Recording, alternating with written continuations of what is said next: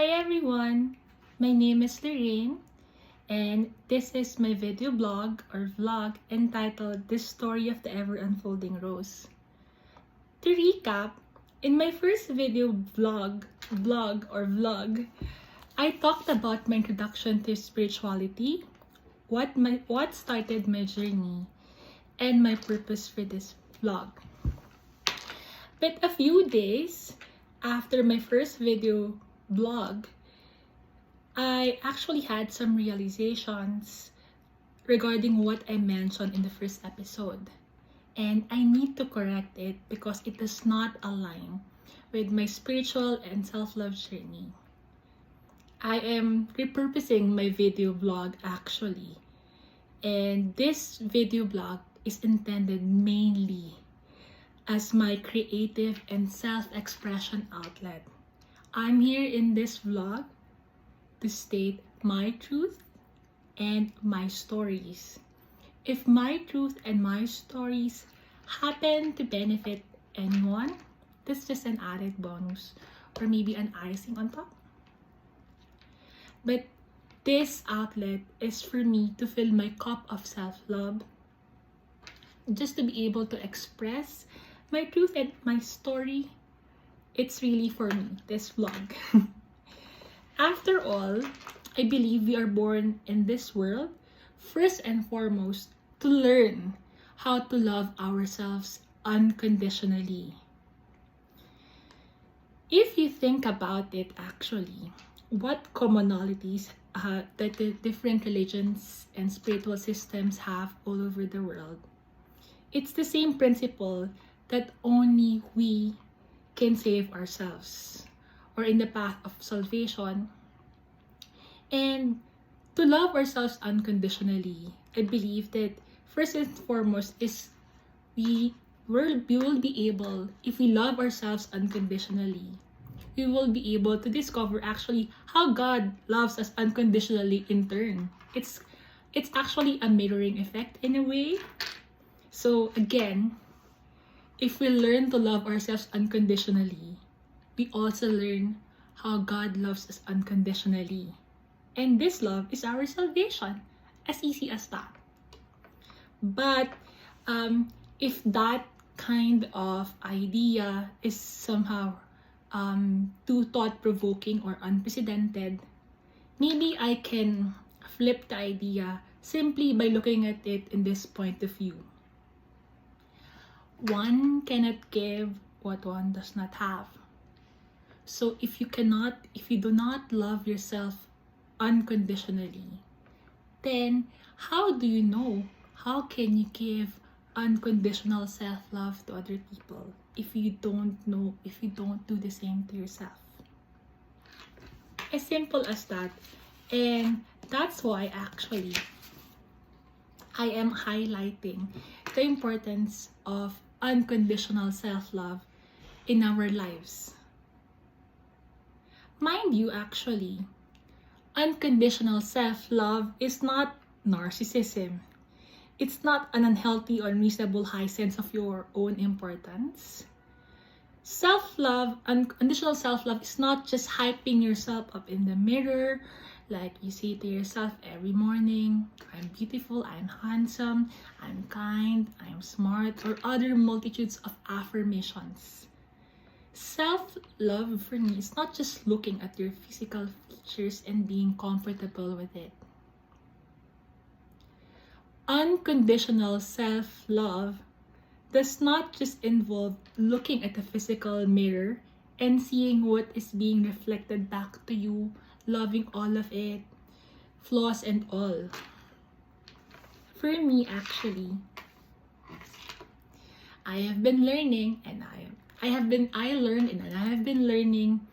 that unconditional self-love is the hardest challenge of part of living.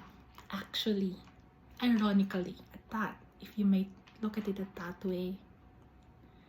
This is because the scariest demons for almost all of us are not those demons we see in those horror movies, especially popular during Halloween, Not even your strictest boss or teachers, especially when you missed a critical deadline. Actually, the scariest demons of all, that almost all, if not all people are scared of facing off, and hardest to fight and exercise, are the demons within us. It is our inner demons. So, in this way, pausing on the topic of the inner demons, I would like to segue now, first segue, on how I can creatively choose which topics about spirituality and self-love I'll be talking about in my vlog. And I decided to use my tarot and oracle cards to choose which topics to help me decide. So for this vlog, for this episode, rather, I actually, and fittingly, if I may say, used the first tarot cards and oracle cards, which I first bought when I mentioned taking that leap of faith in the first episode, leap of faith into spirituality. For those who are not familiar with spiritual practices, actually, tarot cards or tarot decks are different from oracle cards. So, like this one, this is the first tarot deck that I bought when I made that leap of faith. So tarot cards or tarot decks have major and minor arcanas. You can actually Google it if you would want to know more about it. And well, tarot cards have those formal system of having a major and minor arcana. Oracle cards, on the other hand, is more of a freestyle card. They don't follow a specific suit or system to present, but rather it depends on the theme of the oracle card. And if you'll recall, in my previous Instagram stories or Facebook stories, to those who was able to see it, I love using the Mudra Oracle cards for my yoga practice. And that's actually an oracle card. Now, my first oracle card, by chance, is actually this scary looking oracle deck called the Dark Mirror. And to give you a glimpse of why I chose this scary looking oracle card as my first oracle deck, I now have a second segue from talking about inner demons, and I will tie it up later. So back in 2015, actually, before I graduated from law school, a very close friend of mine and I went to a professional tarot card reader. After class, of course. We didn't cut class then. We decided to listen to each other's reading.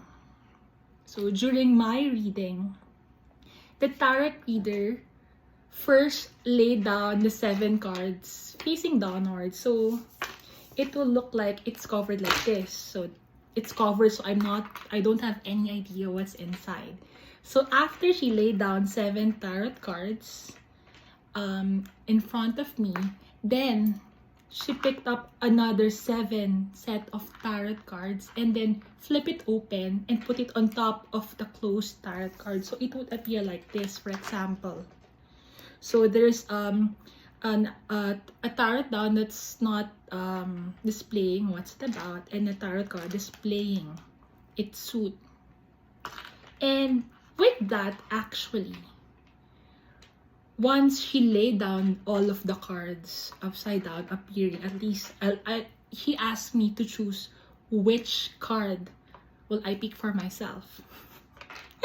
And like a contestant in a quiz bee who wants to ring the first buzzer, I immediately landed my hand unhesitatingly on one card. You know what tarot card I picked? I picked the Devil. So, the professional tarot card reader immediately raised her eyebrows at me. She then said to me, Iha, may I ask what made you choose the Devil Tarot card among the 7 choices that I presented? Then, I just innocently explained to her, like it was somehow a no-brainer for me, that it was the scariest cards among all the choices. And I'd rather know now what I'm up against, what's my most difficult obstacle, so I can know how to overcome that difficult obstacle. And then, the tarot reader actually gazed at me intently for a while. I wonder what she's seeing. I was hanging on what she was going to say. When she finally said, you know what, Iha? You were a male soldier in your previous life. So decisive and brave. I was like, huh? I thought she was going to say something profound. And my companion couldn't hold back any longer, and she was laughing hilariously. And to this day, she even teases me still about the tarot card incident of how I was a male soldier supposedly in a previous life. So with that kind of mindset, is there any doubt that I would choose actually the scariest looking oracle cards for my first oracle deck? But then, I realized that not everyone, or most, does not have the same mindset that I have. Actually, friends who saw this oracle deck are scared of it actually, and they told me not to use the oracle decks on them if they ask me for a reading. And I'm not doing any professional reading really. I'm using the tarot cards and the oracle cards more of for creative outlet, for introspection, meaning for self-introspection. So going back, when people are reacting that way in the dark mirror oracle cards that I bought, that's when I realized that the scariest things among all of us, if not all of us, is really our inner demons. Looking deep inside ourselves and admitting to us, even just mentally to ourselves, our bad thoughts, our random bad feelings, any ill wishes that we have against anyone, regardless if that person did something bad of us or we're coming from a bad place, maybe envy, maybe jealousy. We're scared to look deep within ourselves because we might see a bad version of us staring back. But if we don't face our bad or our shadow versions, if we keep being blind to it even purposely, how can we correct ourselves? You'd rather remain blind forever? How can we claim to love ourselves fully and unconditionally and want even the best for ourselves when we don't even face and become familiar with all aspects of us, all the good and the bad aspects of us deep inside? So, with that, actually, being honest with ourselves to start our unconditional self-love journey, you'd ask, what should you do now? I'm not asking you to purchase, I'm definitely not recommending you to just purchase the Dark Mirror Oracle, of course not. So, how can you start with being honest with yourself and having that, or starting that unconditional self-love journey? Well, what I can tell you is how I started mine. You just have to find what's more comfortable for you, what works for you. But this is what worked for mine. So I'm telling another story of mine in essence. And this is another story within a story. Again, the second one. But this last one for this video. Promise. So again, back in 2015, that's an eventful year, I tell you. Because law school is such a pressure cooker. It has, and pressure cooker actually, or people exposed to pressure, can actually bring out the best and worst in them. So in my story, in 2015, actually that was the graduation of my batch. We're graduating then and eventually taking the bar exam later in the year. The top students of my batch normally get the first invitations for employment from the top law firms in the Philippines. I have a friend who's very beautiful, very kind, and very smart. And she was the top among our batch. She kept getting offers left and right from different law firms, but she is holding patiently back herself. She's waiting patiently for that one law firm, one dream law firm that she really wants. And she is even rejecting the offers from other top law firms. One night, going home after class, I was thinking about her when I suddenly had a thought popping out of my head that I hope she doesn't get an offer from that firm she's waiting for. As soon as that thought popped out of my head, I was shocked. Where did that thought came from? I asked myself, am I becoming a bad person? How could I? This friend of mine is so sweet, so loving, so kind. She doesn't deserve even such an ill thought from me, her friend. I cried and actually prayed for a few days. Because it was a random thought. How can I control it? Where did it come from? Then after some introspection and crying and praying for a few days, I told the Lord that I know we have lots of pressure in law school. Right now, there's graduation upcoming, and there's an upcoming bar exam that we have to prepare for a few months after.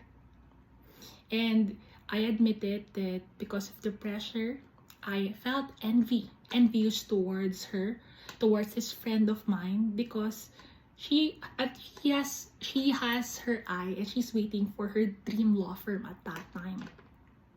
But she doesn't deserve any ill feelings or ill thoughts toward me. She just deserves my love and support. So how could I, as a good friend, do that? I mean, even have that random thought. But the dilemma was, how can I control my random thoughts? And how do I stop it from popping into my head?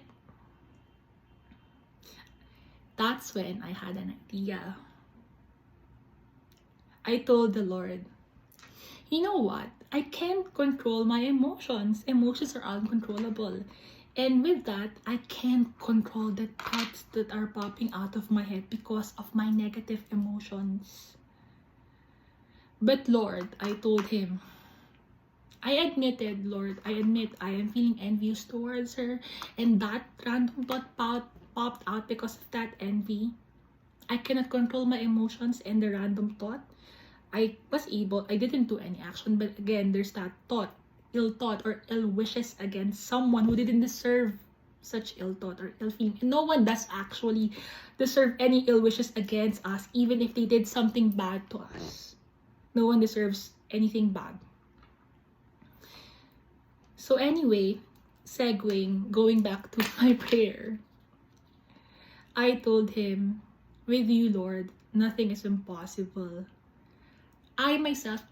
No human can control their emotions. So no human can control the random thoughts that pop out of their heads. But with you, nothing is impossible, Father. That's what I told him. With you, I can control my emotions and I can prevent these bad thoughts, these bad wishes against another, deserving or not. So,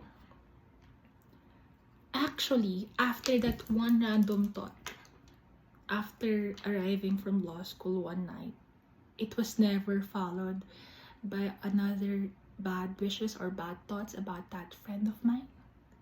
And what's more, when I checked sometime after, I was surprised. There are no feelings of envy, like sincerely, genuinely, when I checked, like, like magically, it's really gone. That's when I realized that when I became honest with myself and then asked the Lord for help, that I can have some control and pray away negative emotions and thoughts that I have moving forward.